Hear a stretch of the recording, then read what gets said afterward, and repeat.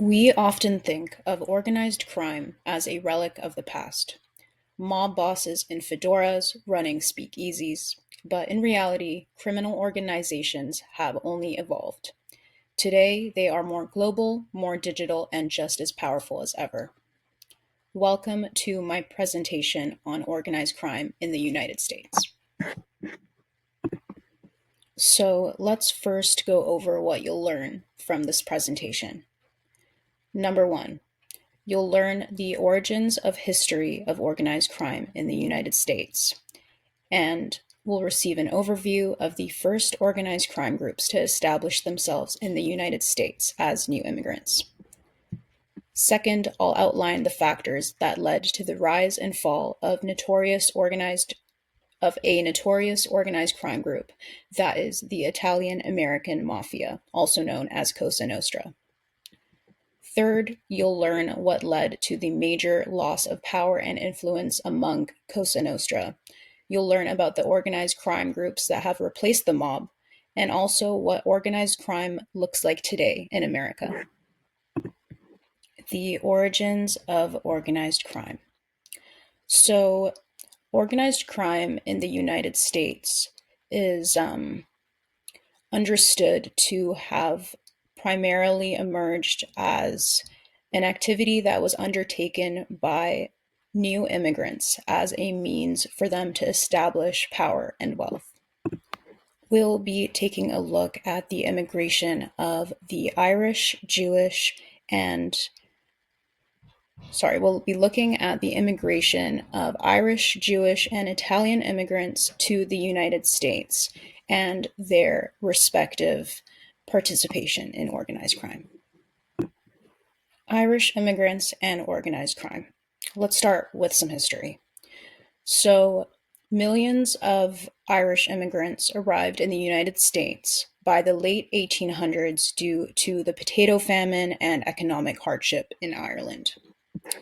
They were one of the first ethnic organized crime groups to establish criminal networks in cities like New York, Boston, and Philadelphia, and they were engaged in extortion, gambling, and labor racketeering.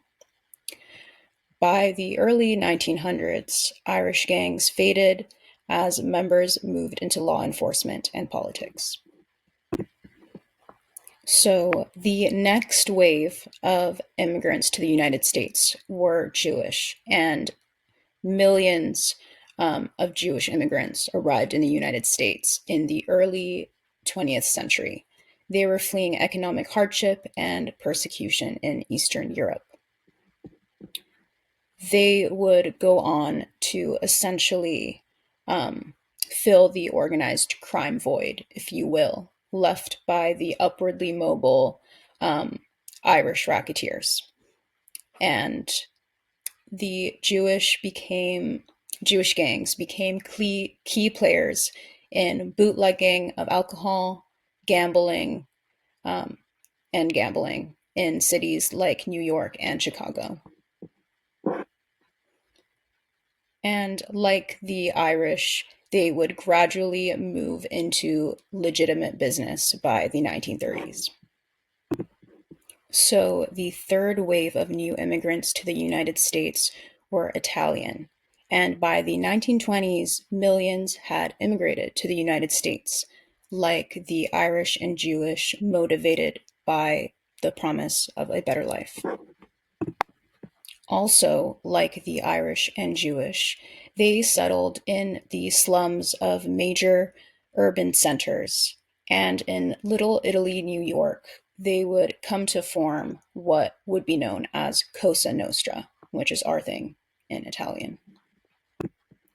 By the mid-20th century, Cosa Nostra, with a nationwide presence, had overtaken Irish and Jewish organized crime syndicates in influence. So, with the last few slides, you likely noticed a trend. And that trend is referred to in the literature as ethnic succession. So, what is ethnic succession? Ethnic succession argues that newly immigrated groups turn to crime due to social and economic exclusion in their new home country, the USA in this case, but that they eventually move into legitimate industries after they have derived power and influence in the organized crime space, which again is a trend that we saw among the past few slides. It's crucial to note that we do not argue or think that immigrants had some sort of criminal predisposition that they brought with them to America, but rather that they were faced with conditions that made participation um, in organized crime more favorable. We can tie ethnic succession to strain theory by stating that new immigrants possessed the culturally valued goal, which is the American dream, the generation of wealth, but they lacked the means to achieve them. So, achieve this dream. So, they turned to innovation to achieve it. So, the organized crime group that we'll primarily be focused on here is the Italian American Mafia, and we'll just call them the Mafia for brevity here on out. So, among all of the organized crime groups considered so far, the Mafia had amassed the most power and influence, and we'll discuss how exactly they did that in the following slides. So, a few things to know about them. They had a nationwide presence with 24 families controlling major urban centers in the US. The most powerful and wealthy among them was the five families of New York, who ran the commission, which oversaw national mafia affairs. Lastly, at its peak in the 1980s, the five families generated billions annually, with the Gambino family alone making 500 million a year. That rivals the Fortune 500 companies, and they procured that wealth entirely in the shadows. So, you might be wondering, what led to the mafia's attainment of major wealth, influence, and power? To that, I say that it all started with prohibition. Prohibition was the ban of alcohol in the United States from 1920 to 1933. This ban created a $3 billion underground market for alcohol, which the mafia heavily capitalized on.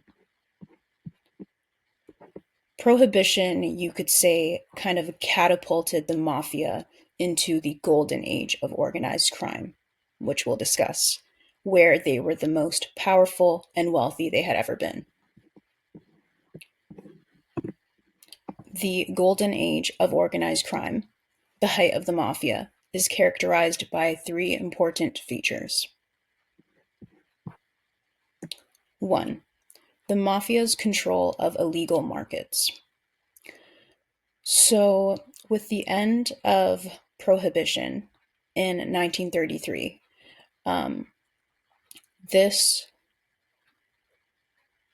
the closed alcohol market did not impede organized crime activity for the mafia, as one might expect, but rather it fostered innovation among the mafia, with members dominating other vice industries that would get them the richest and most powerful that they had ever been. Those industries were gambling, loan sharking, labor racketeering, and narcotics distribution. Second key feature of the Golden Age was the mafia's control of legitimate industries. So the mafia also had a monopoly over legitimate sectors of business, key ones being construction, waste management, and trucking. And they used these industries to launder their dirty money, as well as legitimately make money as well. And their control over these industries relates to their control of labor unions, which entailed the extortion of businesses, rigging of contracts, and control of job assignments. And this is what gave them immense power over these industries. The third defining feature was the mafia's control of law enforcement and politics. Um, Now, this is a really key factor for how the mafia continued its criminal operations for as long as it did.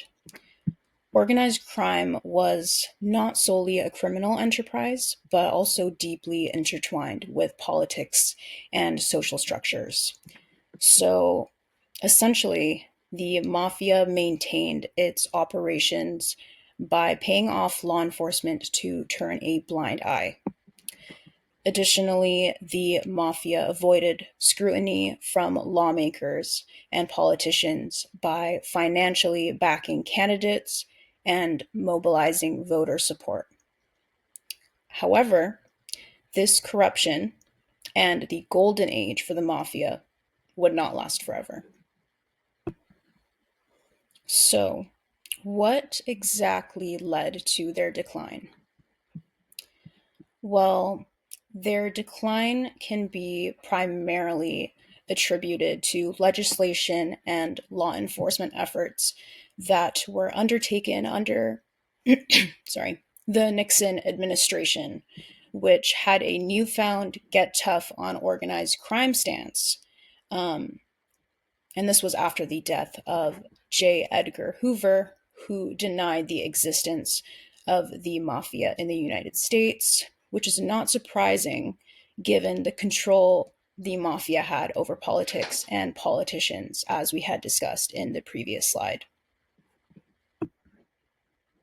So let's take a look at the key legal and law enforcement responses that led to the downfall of the mafia. Number one, wiretaps. Title III of the Omnibus Crime Control and Safe Streets Act of 1968 allowed law enforcement to use wiretaps to eavesdrop on the mafia. These wiretaps were crucial in gathering evidence for successful prosecutions of major Cosa Nostra figures and even entire Cosa Nostra crime families. 2. The RICO Act. So, with the evidence collected from wiretaps, as well as through other means, the RICO Act of 1970 enabled the prosecution of entire criminal organizations and the prospect of lifetime imprisonment. This is key because virtually every significant organized crime prosecution of the mafia included RICO charges. 3. Witness protection, the witness protection program. So once members were convicted, under a lot of the time under the RICO Act, they were offered the witness protection program in exchange for information that could lead to the prosecution of other members. This program led to the breakdown of omerta, which was a code of silence among the mafia. And this happened as mafia members were willing to cooperate with law enforcement so that they wouldn't have to face long prison sentences. So, after the mafia's decline, we would see the rise of new organized crime groups. And consistent with the ethnic succession argument, these organized crime groups comprised the next wave of immigrants to the United States. That is, Hispanics and Blacks. 3 powerful organized crime groups in the United States today are the Mexican Mafia, also known as La M, which is a Hispanic prison gang with its roots in Los Angeles. There are the Gangster Disciples, a black gang with its origins in Chicago, and MS-13, or Mara Salvatrucha, also a Hispanic gang with its origins in Los Angeles. These groups engage in a wide range of criminal activities, including drug trafficking, human trafficking, and arms trafficking, which are the leading forms of organized crime in the United States today. While groups like the Mexican Mafia, Gangster Disciples, and MS-13 have taken over many criminal markets dominated once by Cosa Nostra, their operations are no longer confined to US borders. So the 1970s is when we would see the rise of transnational organized crime in the US and the decline of mafia-style US-centric criminal operations. With organized crime as a transnational phenomenon today, we see American-based organized crime groups, such as the ones outlined in the previous slide, and others, collaborating with criminal organizations worldwide, such as international cartels, human traffickers, and cyber criminals, to coordinate organized crime across borders. And we've reached the end of the presentation. I hope you found learning about the origins, history, and evolution of organized crime in the United States enjoyable. And I'll conclude this presentation with a question for you to ponder or potentially address. With the rise of cybercrime and transnational cartels, is modern organized crime even more dangerous than it was during the golden age with the mafia? Thank you for watching.